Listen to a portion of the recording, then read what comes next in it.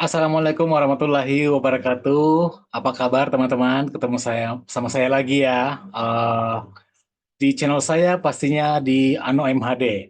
Nah, di sini saya adalah seorang mahasiswa dari Universitas Cyber Asia semester genap tahun 2023-2024 ya. Nama asli saya adalah Muhammad Anwar Iskandar dan NIM saya yaitu 230 10 10 10 147 ya. Nah, teman-teman, eh, saya diberikan tugas oleh dosen saya yang sangat baik banget yang bernama Ibu Vesya. Kenapa saya bilang baik banget orangnya? Karena dia memberikan kesempatan dan kebijakannya itu sangat bagus banget. Dimana tadinya harusnya jam 8 pagi loh teman-teman ya. Itu jam 8 pagi kita udah harus kumpulkan tugasnya dan beliau itu dengan kerendahan hatinya beliau memberikan kebijakan sampai jam 11 malam di tanggal 2 bulan 6 2024. Nah, ya seperti itu. Oke, teman-teman, di sini saya bakalan share di mana tugas dari ibu dosen saya yang bernama Ibu Ibu Vesya ya. Nah, di sini dia teman-teman ya. Saya mulai share sekarang ini jadi ini adalah salah satu logo dari kampus saya, Universitas Cyber Asia ya. Saya sangat bangga sekali kuliah di sini teman-teman ya. Nah, di sini, teman-teman di sini mata kuliah saya itu adalah analisis proses bisnis ya, analisis proses bisnis nih ya. Nah, di sini ada beberapa kelas S1 201, 202, 203 dan 204 yang diajarkan sama beliau Ibu Vesya. Dan kebetulan saya ada di kelas S1 203 ya. S1 203. Nah, ini dia tugas yang diberikan kepada kita. Nah, ini nama dosen saya yang sangat baik, baik banget dan sangat rendah hati banget. Ini Bu Vesya, Asi Syifa Nurul Haq, Eskom MMSI ya, teman-teman ya. Nah, di sini kita diberikan soal ujian untuk ujian tengah semester ya, teman-teman ya, UTS ya. Nah, di sini adalah sebutkan perbedaan dari DMAIC dan DFSSS ini ya. Nah, terus yang kedua, apa yang Anda dapat catat dari jurnal jurnal berikut? Nah, jurnalnya ini sebentar saya akan paparkan teman-teman ya.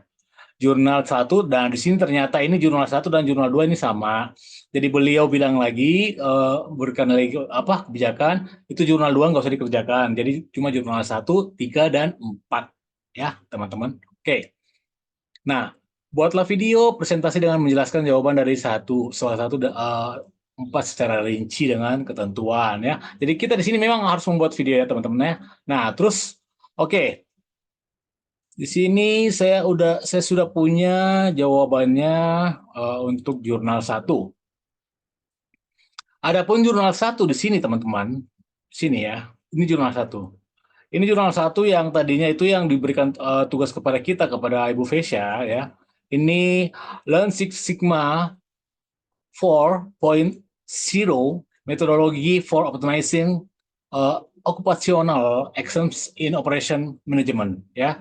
Jadi di sini saya sudah mengertikan karena saya juga kurang paham tentang bahasa Inggris ya. Jadi di sini adalah tentang metodologi Lean Six Sigma 4.0 untuk mengoptimalkan ujian kerja dalam manajemen operasi ya teman-teman ya. Nah, di sini abstraknya jadi ini adalah sebuah makalah atau jurnal ya. Jurnal itu sama aja dengan makalah teman-teman ya. Nah, pendahuluan munculnya globalisasi perusahaan menghadapi kebutuhan untuk menyesuaikan sistem mereka untuk berkembang di pasar yang dinamis. Nah, untuk soalnya, teman-teman di sini ya. Untuk soalnya ini apa yang kita catat dari jurnal berikut ya, dari jurnal berikut.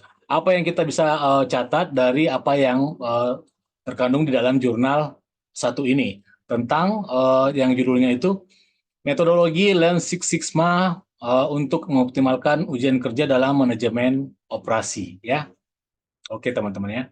Nah, ini dia penjelasannya. Penjelasannya itu panjang banget. Jadi memang harus kita baca baik-baik ya. Harus kita baca dengan teliti dan baik-baik ya.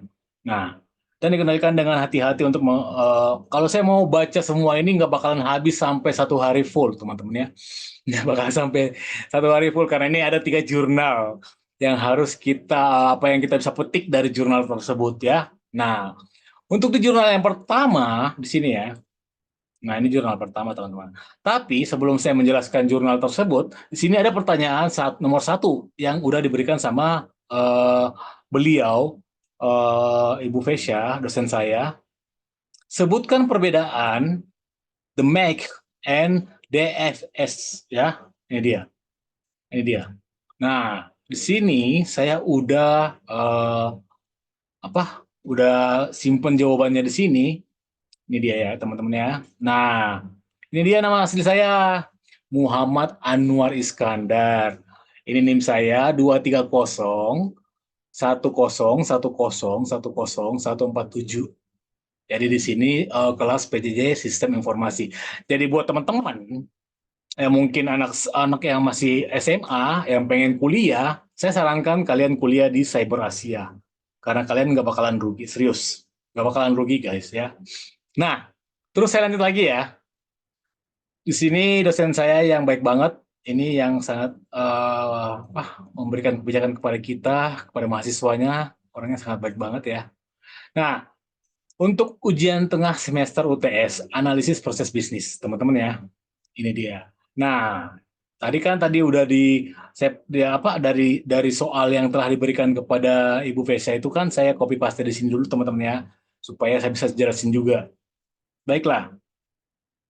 Di sini sebutkan perbedaan dari DMAC and DFSS ya. Nah, ini dia teman-teman ya, saya sudah dapat jawabannya. Jadi untuk jawabannya, DMAC adalah Define, Measure, Analysis, Improve, Control ya. Dan DFSS adalah Design for Science, Design for Six Sigma ya. Adalah dua pendekatan yang berbeda dalam metodologi Six Sigma yang digunakan untuk meningkatkan kualitas produk dan proses. Nah, adapun DMAIC yaitu adalah define, di mana menetapkan tujuan proyek dan memahami kebutuhan pelanggan. Nah, terus kedua lagi ini ada measure, mengukur kinerja proses yang ada dan mengidentifikasi masalah. Terus ada analyze, menganalisis data untuk mengidentifikasi penyebar akar masalah ya teman-teman ya. Nah di sini pun ada improve ya, mengembangkan dan mengimplementasikan solusi untuk meningkatkan kinerja proses. Nah terus kontrol, memonitor dan mempertahankan kinerja proses yang telah ditingkatkan, begitu teman-teman ya. Nah terus di sini ada the mic ya, saya bacanya the mic, sorry ya, DMAC ya, digunakan ketika proses atau produk sudah ada dan memerlukan perbaikan atau peningkatan, gitu teman-teman. Nah, terus DFSS ya, desain. Di sini ada desain juga ya, mendesain produk atau proses baru dengan memperhitungkan kebutuhan pelanggan dan memastikan kualitas dalam desain itu sendiri.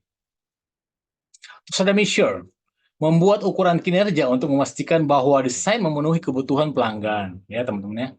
Nah, ada analyze, menganalisis desain untuk memastikan bahwa semua variabilitas yang mungkin telah dipertimbangkan dan direduksi sebanyak mungkin, ya. Terus desain, mengimplementasikan desain yang dianalisis dengan memperhitungkan semua faktor kualitas yang telah diidentifikasi, teman-teman. Nah, terus di sini ada penjelasannya terakhir. DFS digunakan ketika sebuah produk atau proses baru sedang dirancang atau direvisi. Jadi perbedaan utama antara DMAIC dan DFSS terletak pada fokusnya. DMAIC pada perbaikan proses yang sudah ada, sedangkan DFSS adalah pada desain produk atau proses baru. Itu penjelasannya. Oke. Semoga teman-teman dapat memahami dari perbedaan antara DFSS dan DMAIC ya, teman-teman ya. Oke. Next, kita bakalan ke jurnal nih ya. Ini jurnal yang pertama, teman-teman ya. Jurnal yang pertama tadi tentang Lean Six Sigma atau metodologi, ya, ini tadi ya, teman-teman ya, judulnya ini. mengoptimalkan ujian kerja dan manajemen operasi. Itu. Nah, jadi kesimpulan yang saya dapatkan dari jurnal tersebut, jadi jurnal ini membahas penggunaan metodologi Lean Six yang tadi saya udah baca judulnya ya. Mengoptimalkan ujian kerja dalam manajemen operasi. Semoga informasi yang disajikan dapat membantu ya, dapat membantu karyawan, membantu Anda dalam meningkatkan efisiensi dan kualitas ujian kerja karyawan. Seperti itu teman-teman ya. Bagaimana prinsip-prinsip Lean Six Sigma dapat diterapkan dalam manajemen ujian? Nah, terus ujian kerja. Apa saja langkah-langkah yang digunakan dalam kerangka kerja Lean Six Sigma 4.0 ya. Terus bagaimana hasil studi kasus yang menilai dampak intervensi Lean Six Sigma pada proses manajemen ujian kerja? Oke. Oke teman-teman, untuk jawabannya bagaimana prinsip Lean Six Sigma ini di sini adalah dapat diterapkan dalam manajemen ujian kerja. Nah, terus pendekatan The Mike. Jadi metodologi The Mike atau Define, Measure, Analyze, Improve, Control ya, teman-teman ya, digunakan untuk mengidentifikasi masalah, mengukur kinerja saat ini, menganalisis data, melakukan perbaikan, dan mengendalikan proses agar tetap berjalan optimal. Seperti itu teman-teman. Jadi di sini ada bagian bagaimana prinsip-prinsip Lean Six Sigma ini. Ini tadi ya, kita bisa mengambil di sini, ini pertanyaannya, dan ini adalah jawabannya. Ya teman-teman ya. Jadi pendekatan, pengurangan variabilitas, peningkatan proses, ya, analisis Pareto. Di sini kita bisa ambil ya. Jadi dari jurnal yang pertama itu, ini yang bisa kita ambil rangkumannya teman-teman ya. Saya mengambil rangkumannya di sini. Maaf. Nah, terus lanjut analisis Pareto, teman-teman ya.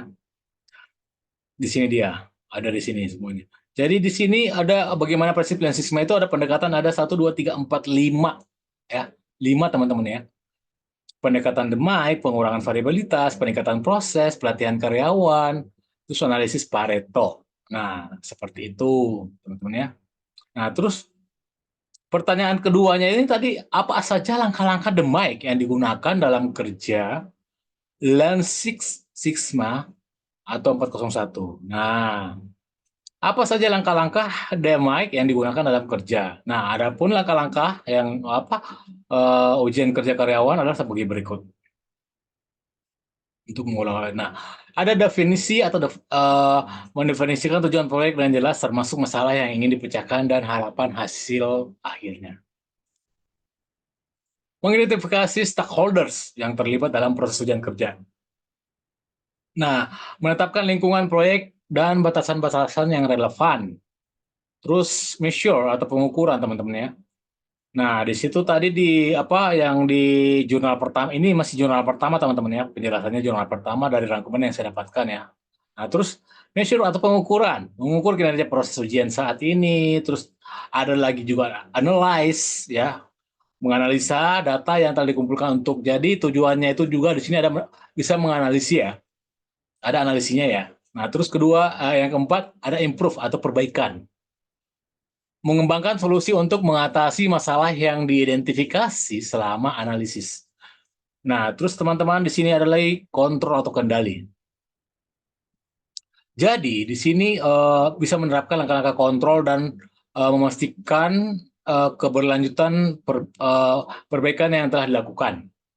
Jadi di sini penjelasannya kalau saya baca juga ini agak panjang banget ya, karena dari jurnalnya juga panjang banget teman-teman. Cuma saya mengambil sedikit rangkumannya aja ya. Nah terus dengan mengikuti langkah-langkah DMAIC ini, organisasi dapat secara sistematis mengidentifikasi, menganalisis dan memperbaiki proses ujian kerja karyawan untuk mencapai efisiensi dan kualitas yang baik. Nah teman-teman ya, oke. Terus bagaimana hasil studi kasus yang menilai dampak intervensi Lean Six Sigma pada proses manajemen ujian kerja? Ya, nah, di sini dia. Ada peningkatan efisiensi. Yang pertama itu ada pendekatan efisiensi. Ini dia teman-teman ya. Pendekatan efisiensi. Nah, Di sini intervensi Lean Six Sigma berhasil mengurangi jumlah ujian yang dilakukan dan biaya target secara signifikan. Pengurangan ini menunjukkan efektivitas perbaikan yang diterapkan dalam proses manajemen ujian kerja, teman-teman ya. Nah, pengembangan prosedur operasional dan pelatihan karyawan. Pengembangan prosedur operasional yang baru dan pelatihan karyawan mendukung di sini. Nah, ada 3 ya. Ada 3 kalau 4 benar. Iya 4 nih. Jadi di sini peningkatan efisiensi, terus pengembangan prosedur operasional dan pelatihan karyawan. Nah, di sini yang ketiga implikasi penting dan bagi organisasi. Pengurangan biaya yang signifikan. Nah, dengan demikian, hasil dari studi kasus ini menunjukkan bahwa intervensi Lean Six Sigma dalam manajemen ujian kerja karyawan telah memberikan dampak positif dalam meningkatkan efisiensi, mengurangi biaya, dan memastikan keberlanjutan perubahan yang diterapkan dalam organisasi, teman-teman. Nah, seperti itu ya. Oke, sekarang kita ke jurnal yang kedua. Ya, kita sekarang ke jurnal kedua, teman-teman ya. Kita sekarang ke jurnal yang kedua nih ya. Oh, ini tadi Lean Six Sigma ya. Oke, ini adalah jurnal yang kedua. Jadi yang jurnal kedua ini eh, pengembangan kerangka kerja Lean Six Sigma BIM untuk meningkatkan offsite manufacturing ya. Jadi di sini dari Departemen Teknik Universitas Limerick, Irlandia ya. Nah, seperti itu ya teman-teman ya. Oke, di sini dia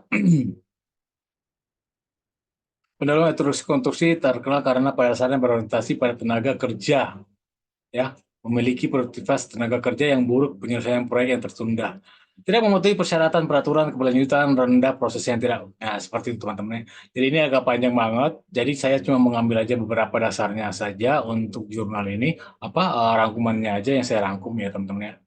Nah, teknologi ramping dan digital konstruksi. Nah, oke. Untuk jawabannya yang di jurnal yang kedua, rangkuman ini ya. Jadi yang soalnya tadi itu kan dia teman-teman ya. Nah, ini dia menjelaskan jawaban di atas. Apa yang ada catat dari jurnal berikut. Nah, itu dia tadi soalnya ya dari Ibu Vesa ya. Orangnya sangat baik banget. Nah, di sini jurnal yang kedua ini pengembangan kerangka kerja Lean Six Sigma dan BIM. Nah, terus saya juga bisa setelah saya baca-baca dan saya lihat juga, saya bisa memetik sedikit ada pertanyaan-pertanyaan. Bagaimana metode Lean Six Sigma dari BIM digunakan dalam penelitian ini? Terus apa tujuan dari penelitian yang dilakukan oleh Olivia McDermott dan tim? Ya, bagaimana perusahaan konstruksi di Irlandia meningkatkan keberlanjutan dengan menggunakan metodologi Lean Six Sigma dan BIM? Baiklah teman-teman. Nah, untuk jawabannya, bagaimana metode Lean Six Sigma dan BIM menggunakan dalam penelitian ini? Dalam penelitian ini, metode Lean Six Sigma dan Building Information atau modeling atau BIM digunakan untuk meningkatkan pengiriman proyek perusahaan konstruksi secara keseluruhan. Metode Lean Six Sigma (LSS) diterapkan melalui pendekatan The MAC, ya. Penelitian mengumpulkan data terkait keuangan dan sebagainya. Nah, seperti itu. Jadi yang kesimpulan juga di sini, dengan menggabungkan metode Lean Six Sigma, perusahaan konstruksi dapat mengoptimalkan proses produksi mereka, meningkatkan keberlanjutan dan mencapai hasil yang lebih efisien ternyata teman-teman. Seperti itu. Terus, apa sih tujuan dari penelitian yang dilakukan oleh Olivia McDermott dan tim? Ya, ada tujuan dari penelitian yang dilakukan oleh Olivia McDermott dan tim adalah mengevaluasi penyebaran LAN di usaha mikro di Irlandia. Nah, seperti itu. Mereka melakukan penelitian untuk memahami motivasi dan manfaat dari penerapan Lean Six Sigma dalam perawatan kesehatan. Penelitian ini bertujuan untuk memberikan wawasan yang mendalam tentang bagaimana Lean Six Sigma dapat membantu meningkatkan produktivitas dan kualitas layanan di sektor perawatan kesehatan. Adapun perusahaan, ya, ini yang ketiga ya. Yang ketiga ya teman-teman ya, dari 3 pertanyaan tadi ini, bagaimana perusahaan konstruksi Irlandia meningkatkan keberlanjutan dengan menggunakan metode Lean Six Sigma di BIM. Nah, Untuk yang jawaban yang ketiganya tadi ini, adapun perusahaan konstruksi di Irlandia meningkatkan keberlanjutan dengan menggunakan metode Lean Six Sigma, Building Information Modeling, melalui beberapa langkah yang sangat strategis ya teman-teman, sangat strategis. Sorry, saya menjelaskan sedikit ini dari jurnal ini. Serasa kayak saya kayak apa ya, sebagai kayak seperti MC, sorry maaf. Nah, optimalisasi proses offsite ya, manufacturing, OSM, perusahaan menggunakan LS untuk mengoptimalkan dan menstandardisasi proses mitra manufaktur offsite mereka seperti itu. Jadi ada dua ya, desain modular dengan BIM ya teman-teman ya. Perusahaan memanfaatkan BIM untuk merancang skit yang dapat diproduksi dari luar lokasi. Nah, seperti itu teman-teman ya. Dengan mengintegrasikan Lean Six Sigma dan BIM, perusahaan konstruksi di Irlandia dapat mencapai peningkatan signifikan dalam efisiensi operasional, keberlanjutan lingkungan dan kualitas hasil proyek mereka. Seperti itu. Jadi Lean Six Sigma dan BIM ya. Jadi BIM itu kepanjangannya tadi di sini ya. Nah, ini dia teman-teman ya. BIM itu adalah Building Information Modeling, ya. Oke. Nah, lanjut. Kita ini yang terakhir ya. Yang terakhir ini di jurnal yang ketiga. Jurnal yang ketiga, teman-teman ya. Nah, ini dia jurnal yang ketiga nih. Ini adalah, nah ini dia. Jadi learning of quality improvement theory explains with reflective learning from a student perspective. Nah, seperti teman-teman ya. Jadi belajar teori peningkatan kualitas pengalaman dengan pembelajaran reflektif dan perspektif siswa. Nah, seperti itu. Oke. Dari jurnal yang ketiga ini, saya sudah merangkum juga apa yang saya bisa dapatkan di sini di jurnal yang ketiga. Saya mempunyai juga 3 pertanyaan untuk yang apa yang mana sih? Sorry, sorry, sorry. Maaf, maaf, maaf. Ini jurnal yang ketiga nih mana nih? Nah, jurnal yang ketiga ini tidak ada pertanyaan, cuma saya mendapatkan memetik sedikit penjelasan bahwa di jurnal yang ketiga ini menjelaskan tentang hasil penelitian tentang bagaimana profesional yang melanjutkan pendidikan mereka menilai kursus manajemen kualitas tinggi dengan penekanan bahwa pada pembelajaran reflektif dan pemecahan masalah nyata. Penelitian ini menyoroti metode pengajaran berbasis modul, di mana siswa profesional menghargai penggabungan teori dan pelatihan praktis serta penilaian berbasis folder dengan laporan interim ya teman-teman ya. Nah, jadi di jurnal yang ketiga ini teman-teman ya. Nah, ini dia. Serta penilaian berbasis folder menerapkan pengetahuan memperoleh tempat kerja dan sebagai besar siswa tugas perbaikan setelah menyelesaikan kursus. Nah, seperti itu. Temuan ini mendukung ide bahwa kursus ini berhasil menggabungkan pembelajaran reflektif dengan aplikasi praktis dan memberikan manfaat yang berkelanjutan bagi perusahaan dan mahasiswa. Nah, oke, kita lanjut lagi ya. Proses pembelajaran berbasis modul dengan waktu yang diberikan di antara sesi dinilai positif oleh sebagian besar siswa yang merasa mampu menghadapi beban kerja sambil belajar. Selain itu, bentuk evaluasi berbasis folder dengan laporan intern dinilai sesuai dan membantu dalam memulai tugas memiliki dampak yang signifikan atau tertentu pada perusahaan. Ya, seperti teman-teman. Jadi, di sini dengan sebagian besar siswa melanjutkan tugas perbaikan setelah menyelesaikan kursus. Penelitian ini memberikan wawasan tentang keberhasilan penggabungan pembelajaran reflektif dengan penerapan praktis dan memberikan dasar untuk pengembangan kursus serupa di masa depan. Nah, penelitian ini memberikan kontribusi teori pembelajaran reflektif dan menunjukkan bahwa kursus ini dapat menggabungkan pembelajaran reflektif dengan aplikasi praktis secara efektif ya teman-teman ya. Selain itu hasilnya juga mengindikasikan bahwa siswa profesional merasa terbantu dalam menerapkan pengetahuan yang mereka peroleh dari tempat kerja mereka dengan dampak yang berkelanjutan bagi perusahaan. Jadi di sini di mana ini saling untung gitu ya. Maksudnya dia beruntung banget gitu loh. Seorang siswa itu bisa sangat beruntung banget ketika dia itu bisa sama dengan di tempat kerjanya gitu loh. Nah, ada pun beberapa pertanyaan dari jurnal tersebut. Oh, ternyata saya buat pertanyaan juga ya untuk jurnal ya, yang ketiga ini teman-teman ya. Bagaimana pendapat mahasiswa tentang isi kursus manajemen kualitas yang mereka terima? Ya, dari jurnal yang ketiga ini yaitu tentang tadi ini belajar teori peningkatan kualitas, pengalaman dengan pembelajaran reflektif dari perspektif siswa. Ya, maaf ya. Terus kalau agak belibet ya teman-teman. Nah, berdasarkan hasil penelitian mahasiswa profesional ya menganggap bahwa isi kursus manajemen kualitas memenuhi harapan mereka. Mereka juga merasa bahwa kursus ini memungkinkan mereka untuk menyelesaikan proses di tempat kerja mereka dengan menggunakan metode alat dan keterampilannya yang mereka pelajari selama kursus ya. Sebagian besar mahasiswa juga menyatakan bahwa menunjukkan bahwa pemilihan prinsip dan metode dalam manajemen kualitas dianggap relevan oleh mahasiswa. Oke. Nah, di sini. Jadi temuan ini menunjukkan bahwa mahasiswa personal merupakan merasa terbantu dalam menerapkan pengetahuan yang mereka peroleh di tempat kerja.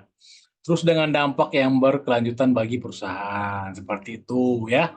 Jadi pengetahuan yang mereka peroleh itu tempat kerja dan dampaknya berkelanjutan di perusahaan gitu. Ya. Bagaimana pengalaman mahasiswa dalam menerapkan teori yang dipelajari dalam proyek perbaikan di tempat kerja mereka? Ya. Nah, berdasarkan hasil penelitian, sebagian besar mahasiswa profesional mengalami pengalaman positif dalam menerapkan teori-teori yang mereka pelajari. Nah, di sini dia. Jadi, di sini ternyata ya, dari 28 mahasiswa, 25 diantaranya melakukan tugas perbaikan lainnya setelah menyelesaikan kursus. Menunjukkan bahwa pengalaman mereka dalam menerapkan teori yang dipelajari memiliki dampak yang berkelanjutan bagi perusahaan. Ya, apakah mahasiswa merasa bahwa bentuk penilaian kursus telah membantu mereka dalam menerapkan perbaikan di tempat kerja? Berdasarkan hasil penelitian, sebagian besar mahasiswa, aduh maaf ya kalau misalkan agak boring ya teman-teman ya, karena saya membacakan jurnal kalau misalkan saya membacakan jurnal yang panjang banget juga kan itu sedikit boring. Jadi ini cuma ada yang saya dapat rangkum ya, yang saya bisa kata beliau ibu biasa ya apa yang Anda catat dari jurnal tersebut. Nah, oke. Jadi berdasarkan hasil besar mahasiswa merasa bahwa bentuk penilaian kursus telah membantu mereka dalam menerapkan perbaikan di tempat kerja.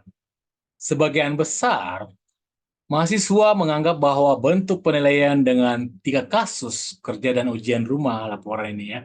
Dan mereka di mana 24 sampai 28 memiliki mengaitkan teori dari hari kuliah ke dalam proyek aktual dan mendapatkan umpan balik tentang kemajuan dalam penerapan intern.